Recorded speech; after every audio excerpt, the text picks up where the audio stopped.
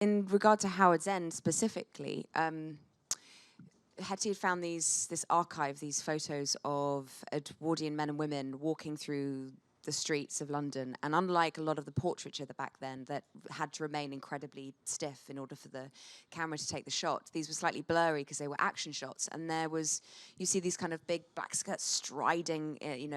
these women were wearing, and books under their arm, head back laughing, some women smoking cigarettes, chatting to each other, and there was a sense of kind of life to it that made me kind of think, does period drama get a bad rep of stiff, or do we go into stiff acting or mannered acting too much? Because we have all these pictures of people looking really austere. Yeah. And then so to discover all these photographs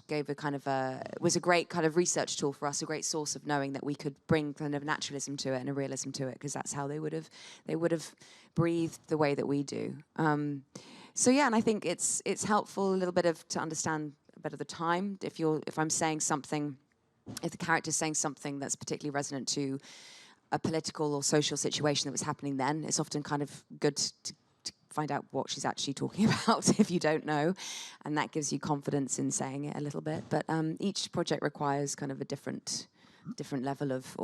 research and whatever, and then some actors I know don't do any at all, and they find that more useful really. So everyone kind of has a different approach. It's kind of whatever is useful for you, I think, because you can't play the research, you can only play the scenes, so it's whatever